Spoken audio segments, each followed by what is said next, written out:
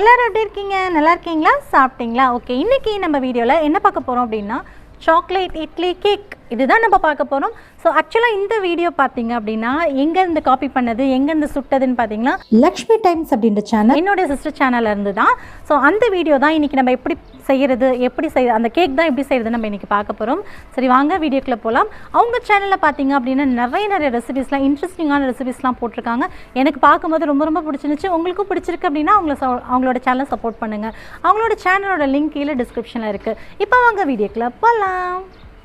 Okay, இப்போ செய்ய start பண்ணிடலாம். இப்போ பார்த்தீங்கன்னா சாக்லேட் காம்பவுண்ட் நான் எடுத்திருக்கேன். இதுலேருந்து கொஞ்சம் பீஸை மட்டும் நம்ம கட் பண்ணி எடுத்துக்கலாம். ஸோ நீங்கள் ஒரு வேளை நல்லா ஃபுல்லாகவே லாவா கேக் மாதிரி செய்ய போகிறீங்க அப்படின்னா அதை நல்லா மெல்ட் பண்ணணும். பட் நம்ம இதை நல்லாலாம் மெல்ட் பண்ண போகிறது கிடையாது. ஜஸ்ட் ஒரு சாக்லேட் இட்லி கேக் தான் நம்ம செய்ய போகிறோம். ஸோ இதை எப்படி செய்கிறது அப்படின்றத நம்ம இதுக்கப்புறம் பார்க்கலாம். ஒருவேளை உங்கள்கிட்ட இந்த காம்பவுண்ட் இல்லை அப்படின்னா டெய்ரி மில்க் யூஸ் பண்ணி நீங்கள் யூஸ் பண்ணிக்கோங்க. அவங்க டெய்ரி மில்க் யூஸ் பண்ணி தான் பண்ணியிருந்தாங்க. பட் நான் சாக்லேட் காம்பவுண்ட் இருக்கனால டேரெக்டாக காம்பவுண்டே யூஸ் பண்ணுறேன். இது சுகர் சேர்த்த சாக்லேட் காம்பவுண்ட் தான். ஒருவேளை சுகர்லெஸ் நீங்கள் வாங்கியிருக்கீங்கன்னா சுகர் ஆட் பண்ணிக்கணும். ஓகேவா, இது சுகர் சேர்த்தது தான். அதனால் இதை மெல்ட் பண்ணும்போது பார்த்தீங்கன்னா டபுள் பாயில் மெத்தடில் தான் மெல்ட் பண்ணணும், டேரெக்டாக பண்ணக்கூடாது. அதே மாதிரி இதை உருண்டை பிடிச்சி நம்ம அந்த சாக்லேட்குள்ளே வைக்கிற மாதிரியான ஒரு கன்சிஸ்டன்சியில் அதை வெளியில் எடுத்துடணும். அது இப்போ ஓரமாக இருக்கட்டும். இப்போ நம்ம கேக் செய்ய ஸ்டார்ட் பண்ணிடலாம். 1 கப் அளவுக்கு காய்ச்சி ஆற வச்ச ஆடையுள்ள பால் அதை நான் சேர்த்துருக்கேன். இது கூட 1 ஸ்பூன் அளவுக்கு தயிர் ஆட் பண்ணிக்கலாம். ஸோ ஆட் பண்ணிட்டு இதை லைட்டாக கலந்து விட்டுக்கலாம். ஸோ இப்போ இதை நல்லா கலந்து விட்டதுக்கப்புறமா இது கூட ஒரு 2 ஸ்பூன் அளவுக்கு ஆயில் சேர்த்துக்கலாம். ஆயில் சேர்த்துட்டு இதை நல்லா மிக்ஸ் பண்ணிக்கலாம்.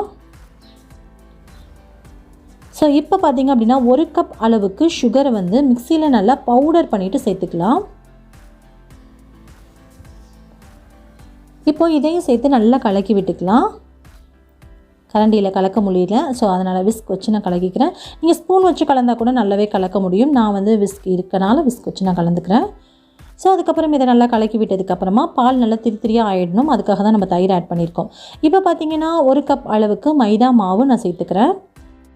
கூடவே ஒரு 2லேருந்து 2.25 ஸ்பூன் அளவுக்கு கொக்கோ பவுடர் ஆட் பண்ணிக்கலாம். ஸோ இந்த கொக்கோ பவுடர் தான் இந்த சாக்லேட்டோடைய அந்த டேஸ்ட்டு ஃப்ளேவர் கொடுக்கும். அதுக்கு தான் கூட பார்த்திங்கன்னா ஒரு 1/2 ஸ்பூன் அளவுக்கு பேக்கிங் பவுடர், 1/4 ஸ்பூன் அளவுக்கு பேக்கிங் சோடா ஆட் பண்ணியிருக்கேன். இது எல்லாத்தையுமே நல்லா சலிச்சுட்டு சேர்த்துக்கோங்க. இப்போ கட்டிகள் இல்லாமல் எல்லாத்தையுமே ஒரே சைடாக நல்லா ரொட்டேட் பண்ணி நல்லா கலந்து விட்டுக்கலாம். கட்டிகள் இல்லாமல் நல்லாவே கலந்து விட்டுக்கணும். ஸோ பாருங்கள், எல்லாமே நல்லா கலந்தாச்சு. ஸோ எந்த அளவுக்கு லங்ஸ் ஃபார்ம் ஆகாமல் இருக்கோ அந்த அளவுக்கு கேக் நல்லா ப்ளஃபியாக வரும்.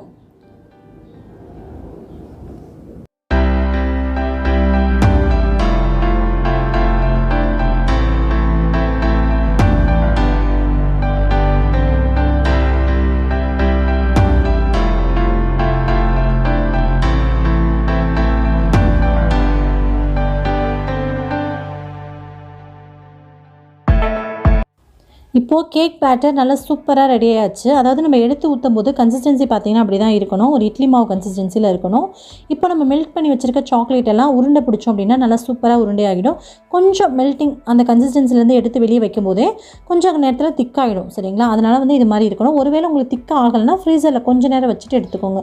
ஒரு 2 நிமிஷம் வச்சிங்கனாலே போதும். இப்போ ஒரு இட்லி பிளேட்டில் பார்த்திங்கன்னா கொஞ்சமாக ஆயில் அப்ளை பண்ணிக்கோங்க. ஸோ இட்லி பிளேட்டில் ஆயில் அப்ளை பண்ணதுக்கப்புறமா நம்ம கலந்து வச்சுருக்கோம் இல்லையா பேட்டர், அதை கொஞ்சம் கொஞ்சமாக ஊற்றிக்கலாம். ஃபுல்லாக எல்லாத்தையுமே ஃபில் பண்ணாதீங்க, சும்மா கொஞ்சமாக ஒரு கரண்டி மட்டும் ஊற்றுங்க. அதுக்கப்புறமா நம்ம சாக்லேட் வச்சுட்டு அதுக்கு மேலே மறுபடியும் ஃபில் பண்ணிக்கலாம். இப்போது நம்ம ஒவ்வொரு குழியிலையும் நம்ம உருட்டி வச்சுருக்க அந்த சாக்லேட் எடுத்து உள்ளுக்குள்ளே வச்சிடலாம். இப்போது இதை ஃபில் பண்ணி மறைக்கிறதுக்காக மேலே கொஞ்சமாக அந்த சாக்லேட் பேட்டரையும் கேக் பேட்டரையும் ஃபில் பண்ணிடலாம். அவ்வளோதான். இப்போ நம்ம ஒரு ஸ்கில்லட் வச்சு நான் ஒரு அடிகனமான பாத்திரம் எது வேணாலும் எடுத்துக்கோங்க. அது 5 நிமிஷத்துக்கு ப்ரீ ஹீட் பண்ணியிருந்தேன். நல்லா ப்ரீ ஹீட் ஆனதுக்கப்புறமா அந்த ஸ்டாண்டை அந்த இட்லி பேட்டரை தூக்கி உள்ளே வச்சுட்டு அதுக்கப்புறம் இட்லி பேட்டரில் கேக் பேட்டர் தூக்கி உள்ளே வச்சுட்டு அதுக்கப்புறம் க்ளோஸ் பண்ணி கரெக்டாக லோ ஃப்ளேமில் 25 நிமிஷத்துக்கு நான் வச்சுருக்கேன். ஸோ அதாவது உங்களுடைய இட்லி பாத்திரம் அந்த அடிகனமான பாத்திரம் இதுக்கெல்லாம் தகுந்த மாதிரி ஒரு 5 நிமிஷம் 10 நிமிஷம் முன்னாடி பின்னாடி வேக ஆரம்பிக்கும். ஸோ ஒரு 15 நிமிஷம் 20 நிமிஷம் ஆனோட்டி நீங்கள் செக் பண்ண ஆரம்பிச்சுக்கோங்க. கரெக்டாக எனக்கு 25 நிமிஷம் கழித்து பார்க்குறேன். நல்லாவே சூப்பராக வெந்திருந்துச்சு. பாருங்கள், நம்மளோட சாக்லேட் கேக் அவ்வளோ அழகாக ரெடி ஆகியாச்சு. இது மாதிரி ஒரு டூத் பிக் வச்சு குத்தி பார்க்கும்போது நல்லா கிளியராக இருக்கணும். நல்லா கொஞ்ச நேரம் ஆற விட்டுருங்க. அதாவது வந்து ரொம்ப சூட்டோடையும் எடுக்காதீங்க, ரொம்ப சில்லுன்னு ஆறணும் அப்படின்ற அவசியமும் இல்லை. லைட்டாக தொடும்போது ஒரு மிதமான லைட்டான சூட்டில் இருந்துச்சு அப்படின்னாலே ஓகே. லைட்டாக ஸ்பூன் விட்டு எடுத்திங்க அப்படின்னா ரொம்ப அழகாக கிளியராகவே வந்துடும்.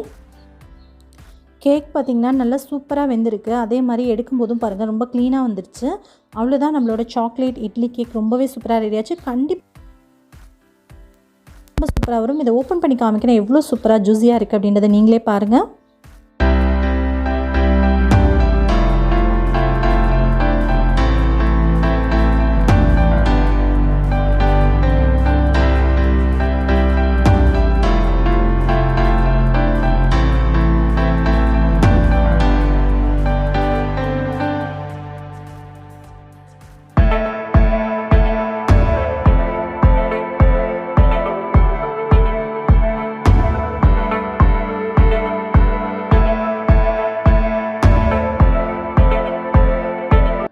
ஃப்ரெண்ட்ஸ், கண்டிப்பாக உங்களுக்கு இந்த வீடியோ பிடிச்சிருக்கும்னு நினைக்கிறேன். நீங்களும் கண்டிப்பாக செஞ்சு பார்த்துட்டு எப்படி இருந்துச்சு அப்படின்றத கீழே கமெண்ட் பண்ணுங்கள். இவ்வளோ நேரம் பொறுமையாக பார்த்தவங்க அனைவருக்கும் ரொம்ப ரொம்ப நன்றி. உங்களை இன்னொரு இன்ட்ரெஸ்டிங்கான கான்செப்டில் மறுபடியும் சந்திக்கிறேன். நன்றி, வணக்கம், தேங்க்யூ, பாய்.